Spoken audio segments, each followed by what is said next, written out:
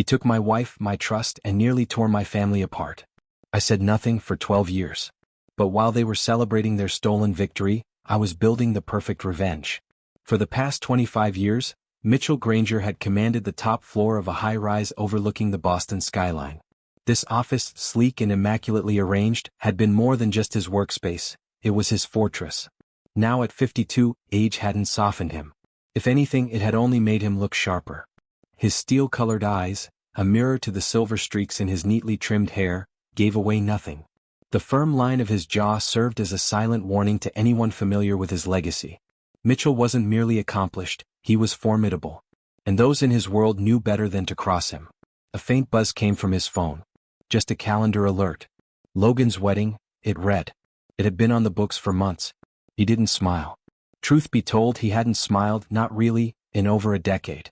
Not since that day 12 years ago when he flew home early from a business trip and walked into the kind of scene that burns itself into your memory forever. There she was, Diana, his wife of 16 years, in their bed, tangled up with Brent Caldwell. A man he'd once called a friend. A man he'd trusted in both boardrooms and barbecues. "Mr. Granger," came a voice from the door. It was his assistant, Vanessa, holding out a file. "Here's the Montgomery report you asked for." "Thanks, Ness," he said, taking it with a nod. The Montgomerys were old blood, wealth, politics, legacy. And their daughter, Alexis Montgomery, was about to marry his son Logan. Smart, graceful, and fiercely loyal to Logan, Alexis had won Mitchell's approval, even if he'd mostly kept his distance throughout their relationship.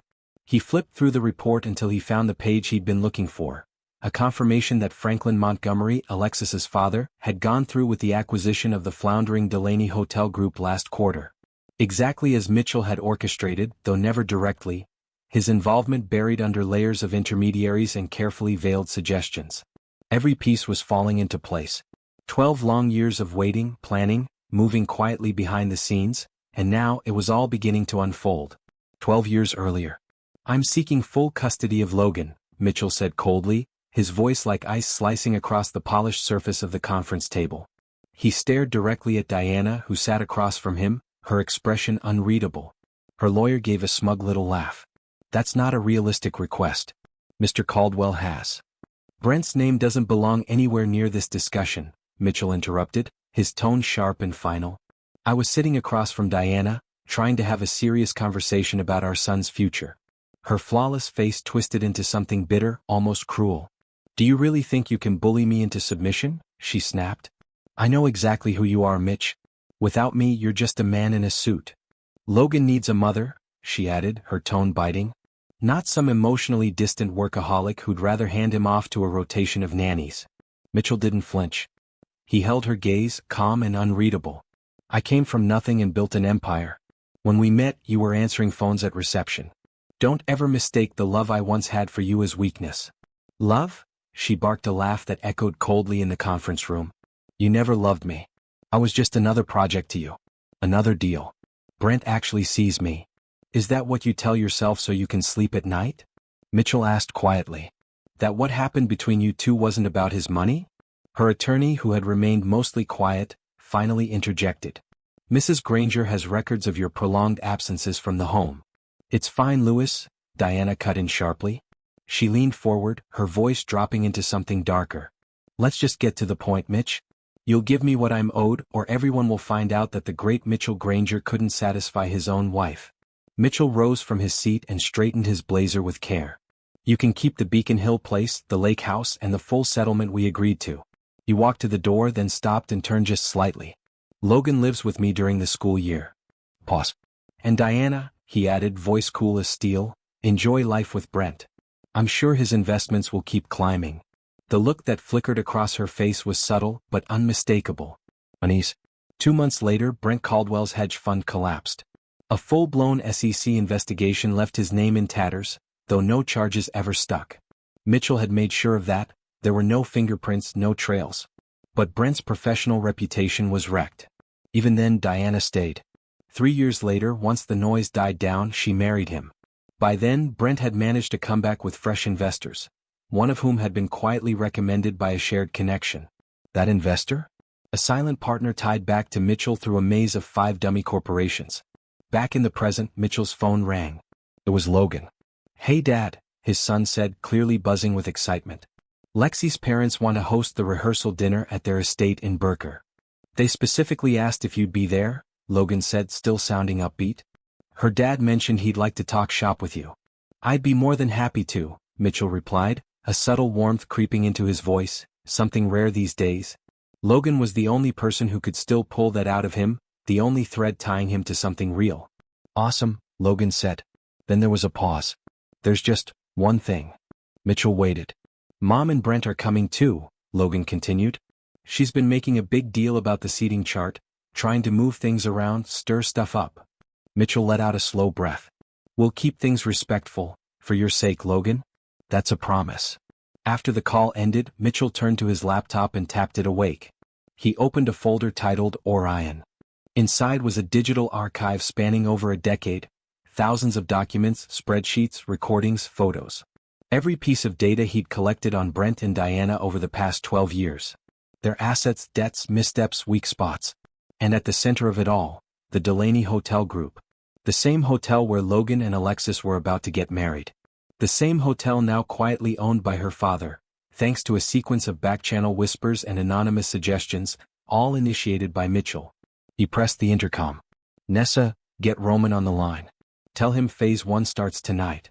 Roman Wade had once been a street kid, cold and starving outside a warehouse on a bitter January night 15 years ago. Mitchell had offered him a meal and a job. Now Roman ran Mitchell's private security team. A loyal soldier with a code of his own, and a knack for finding answers in the gray spaces of the law. Roman was the only person alive who knew just how far Mitchell's plan stretched. Mitchell closed the laptop. Revenge, he believed, was like a rare vintage, best served aged and precise. And Mitchell had waited a long time. The Montgomery family estate spread out across 30 pristine acres of Berkshire's countryside, manicured and majestic. Mitchell arrived right on time, his car gliding up the long driveway. He stepped out and passed his keys to the valet with a quiet nod.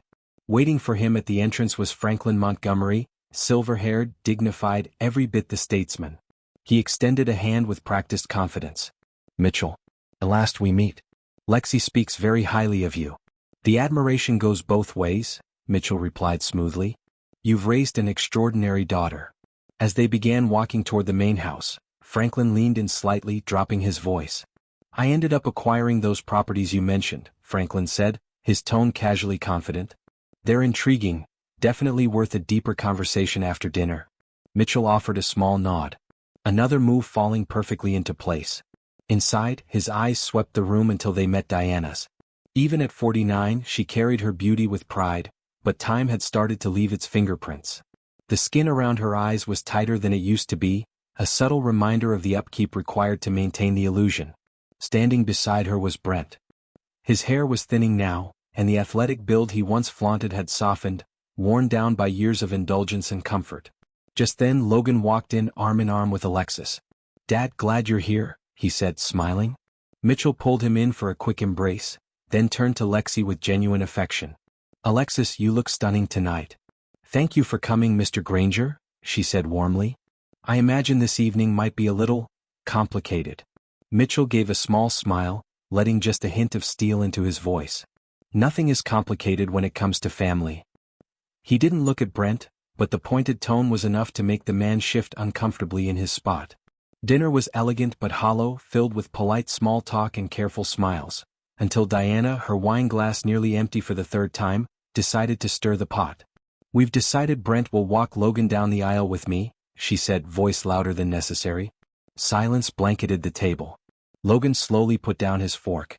"Mom, we already talked about this. Dad's walking with me." Diana's lips tightened. "But Brent has been more present for you these past years, hasn't he?" Mitchell didn't react. He didn't have to. It was Franklin Montgomery who cleared his throat and broke the tension. "Traditionally," Franklin said gently, "the biological parents share those moments, regardless of where life has taken them." "I'll support whatever Logan wants," Mitchell added calmly. Diana's tone sharpened. "Of course. Always the noble one, Mitch. Always willing to fade into the background. Never willing to actually fight for what counts." Before things could unravel any further, Patricia Montgomery, graceful and composed, stepped in. "Perhaps we could revisit this conversation another day," she said gently. "Tonight is meant to be joyful." Later that evening, as Mitchell stepped out onto the terrace to leave, the cold night air didn't surprise him. But Diana's presence did. She was waiting, glass in hand, eyes glossy. "Still playing the long game, huh, Mitch?" she slurred, stepping a bit too close. "You've been watching us. I can feel it." "Brent saw one of your people tailing him in Chicago last month," Diana said, her voice low, as though speaking it aloud would give it more weight. Mitchell raised an eyebrow. "Brent visits Chicago regularly. Nothing unusual about that." She took a step closer, her breath carrying hints of wine and desperation. "Just stop. Whatever this is, just let it go. Haven't you done enough?" "Done enough?" Mitchell asked, tone quiet but sharp. "I've done nothing but ensure my son has what he needs. I've wished you and Brent nothing but peace. His investors are walking away without explanation. Clients we've worked with for years, gone. You're pulling strings, Mitch. Admit it." At that moment, his phone buzzed in his pocket. A message from Roman lit up the screen. "Package secured." Mitchell glanced up, eyes cool. If Brent's business is faltering, maybe he should take a hard look at how he's running it. He turned to leave, but Diana's voice followed him into the night. "You won't set foot in that wedding, Max? I'll make sure of it." He didn't respond. He just kept walking, allowing the faintest trace of a smile to settle at the corner of his mouth.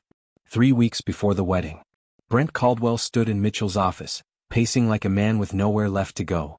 Beads of sweat dotted his forehead despite the climate-controlled room. "You've got to help me," he said, voice cracking under the weight of panic.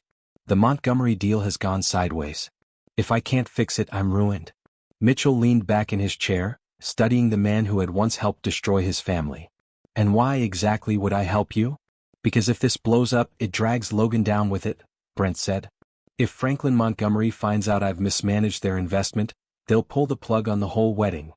"What exactly did you do, Brent?" Mitchell asked, though he already knew. The explanation was textbook desperation. Unauthorized asset pledges, inflated returns, overpromised deals. Mitchell had seen it all before. In fact, he had counted on it. 3 years ago, he had orchestrated the introduction between Brent and the Montgomery family, using an intermediary whose face Brent would never connect to him. "I can't let Diana find out," Brent added quietly. "If she does, she'll leave." Mitchell let the silence stretch, then finally said, "I might consider helping, on one condition." "Anything," Brent said quickly. "Transfer your voting shares in Reynolds Capital to my holding company." Brent's face contorted. "That's my company. It has my name on it." Mitchell offered a half shrug. "Then I wish you the best of luck explaining to the Montgomerys where their $15 million vanished." Brent stood frozen, the color draining from his face. "You orchestrated this, all of it?" Brent said, his voice a whisper of disbelief. Mitchell didn't bother denying it. He just gave the man a measured look. "You have until tomorrow to make your decision." After Brent stormed out, Roman stepped in through a discreet side door, his expression unreadable. "He took the bait," Roman said. "Of course he did," Mitchell replied evenly. Roman held out a flash drive. "Everything's here. Photos, wire transfers, hidden assets. The girlfriend, the offshore accounts, and even that condo he bought under her name in Oak Park." Mitchell took the drive and nodded once. "And Diana? Any sign she's in on this?" "Nothing, sir. She's completely in the dark." "Good," Mitchell said. "Send the file to our friend over at Mint and Guarantee. Anonymously as always." Roman hesitated, then spoke with a rare tone of concern. "Sir, if I may ask, have you considered how this could affect Logan?" Mitchell's gaze lifted sharply. "Everything I've done has been to protect my son. From users. From manipulators. From people who would toss him aside when it suited them." He paused, his voice low and final. "They made their choices. I'm just making sure they reach the end of the road they picked." The grand ballroom at the Delaney Hotel had been transformed into a breathtaking spring garden. Lush florals lined the aisles, soft light poured in through crystal chandeliers, and every detail was flawless. This was Logan and Alexis's big day. Mitchell arrived early, every inch of him composed in a perfectly tailored black tux. As he reviewed the seating chart near the entrance, he felt a presence before he saw it. Diana. She stormed toward him, heels clicking like gunfire on marble. Brent trailed after her, face pale and drawn. "You don't belong here," Diana hissed, her voice sharp enough to draw curious glances from nearby guests. "You're not on the list." Right on cue, a burly man in a hotel security uniform approached. "Sir," he said politely but firmly, "I'm going to have to ask you to leave." Mitchell didn't resist. "No need for a scene," he said calmly. He reached into his jacket and handed the guard a sleek business card. "If Mr. or Mrs. Montgomery ask about me, just tell them I'll be across the street. At the bar." With that, he turned and walked through the grand lobby, his pace unhurried. Once outside, he took out his phone and made a call. "Caroline," he said as soon as it connected. "Initiate Protocol Omega." "All of them," Mitchell said. "No exceptions." 20 minutes later, he sat in the dimly lit lounge of the hotel across the street, a glass of bourbon in hand, the weight of the moment hanging in the air. The atmosphere was quiet, until the door swung open with force. Franklin Montgomery strode in, visibly shaken. His normally composed demeanor was gone, replaced by pale skin and trembling hands. He scanned the room until his eyes locked on Mitchell's. "What did you do?" he demanded, voice tight with anger as he marched toward the table. "Because of you, this wedding is over." Mitchell remained seated, calm as ever. He motioned to the empty chair across from him. "Sit down, Franklin." "I trusted you," Franklin said, collapsing into the seat. "The files. Brent's mistress in Chicago, the misdirected funds." "How long have you known?" he asked, almost not wanting to hear the answer. "Since the beginning," Mitchell said quietly. "Brent has been funneling your investments through shell entities controlled by his girlfriend. I simply ensured you learned the truth before your daughter got caught in the wreckage." Franklin stared at him, eyes narrowing. This wasn't just about protecting Logan and Alexis. Mitchell didn't flinch. "Why can't it be both?" He gave the bartender a small nod for another round. "Brent didn't just take my wife, Franklin. He took my trust. Then he went on to deceive clients, including your family, without a shred of remorse." "And Diana?" Franklin asked. "Was she part of it?" "She's not guilty of financial crimes," Mitchell answered. "But betrayal comes in many forms. And she's been living comfortably in the bed she made."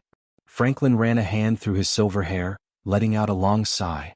"Lexi's heartbroken. She believes you did all this just to ruin Logan's happiness." "Then let me set things right," Mitchell said, pulling another flash drive from his pocket. "This contains proof that your family and Logan were not part of Brent's schemes. I've already spoken to the district attorney. Only Brent will face charges."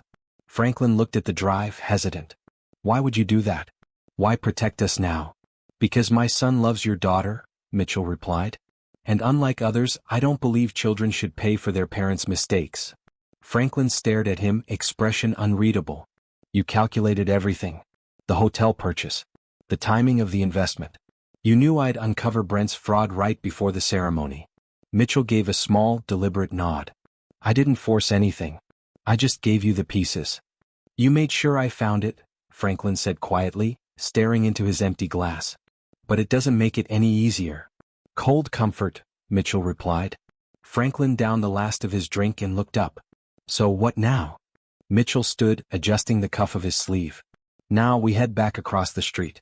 I expect Brent is currently in the custody of hotel security, acting on a tip, of course." Franklin blinked. "Anonymous, I'm sure. You'll tell Lexi and Logan the truth. That Brent has been arrested for financial fraud, and that the wedding can go forward without him.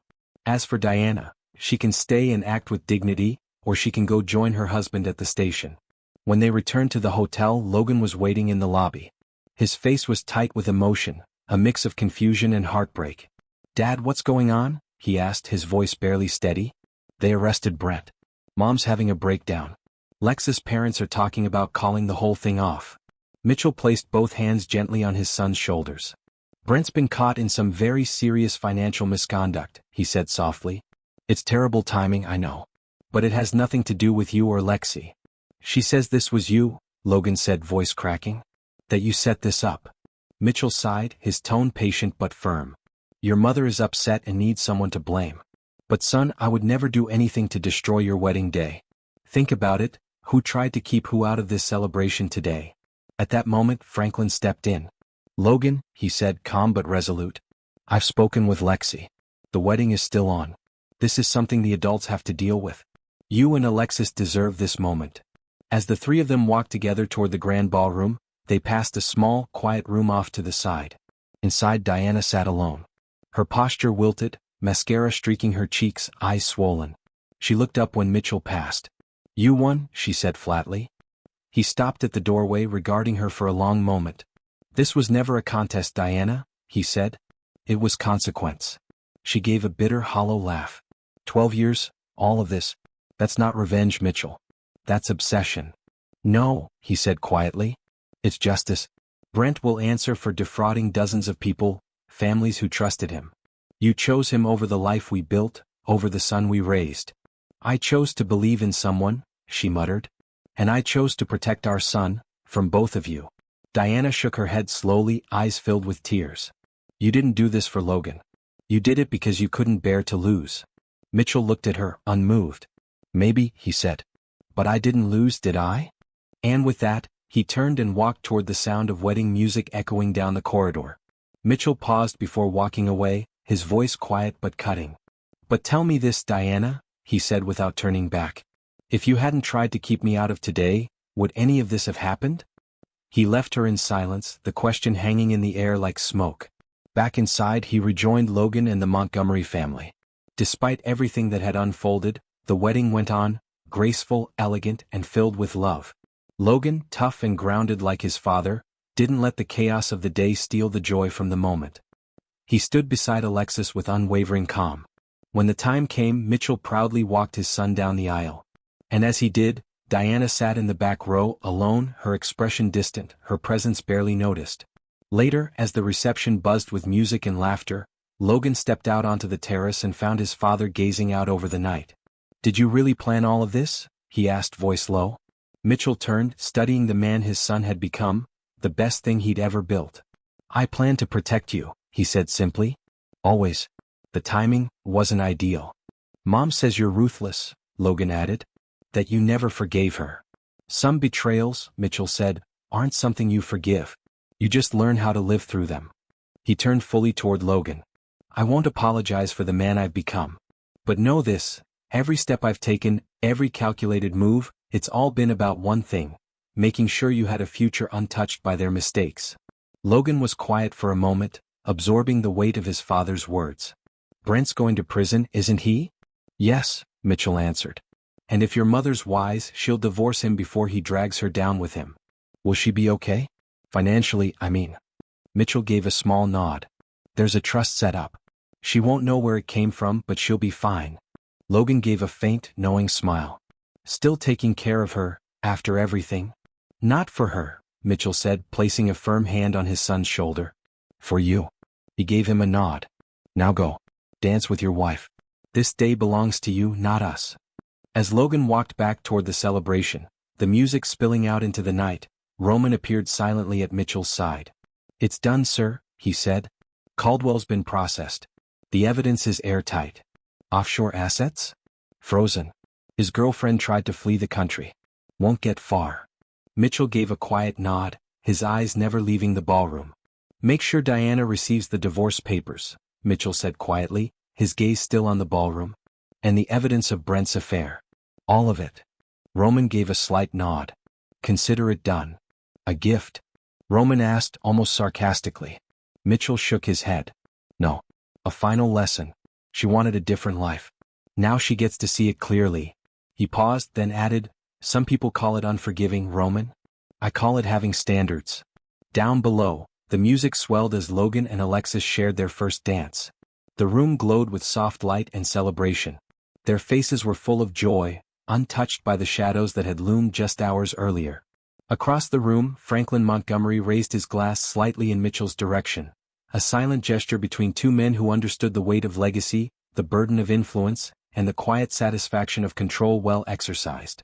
Mitchell inclined his head in return. Then from the crowd he noticed Diana watching him. Their eyes locked for a moment, no warmth, no apology, just understanding. A quiet recognition of the roles they had played in each other's undoing. She gave a small, almost imperceptible nod, then turned away. Mitchell didn't smile. He didn't need to. But something in his chest eased, a pressure that had been there for 12 long years. It was done. The game, the plan, the patient pursuit of justice, cold, exact, and undeniable, had come to its final move. He hadn't saved his marriage, but he had preserved his son's future. He had dismantled his enemies with precision, never once straying from his core values. And he'd done it all while holding to one simple creed. Never forgive. Never forget. Never fail. Some would call it ruthless. Mitchell Granger called it living life by his own rules. That's where this story ends. If you made it this far, thank you. Truly. What do you think? Was he right to do what he did? Would you have done the same? I'd really love to hear your thoughts. If you've been through something like this or have a perspective on revenge, justice, or protecting your family, drop it in the comments. And if this story resonated with you, please consider subscribing. It means more than you know. See you in the next one.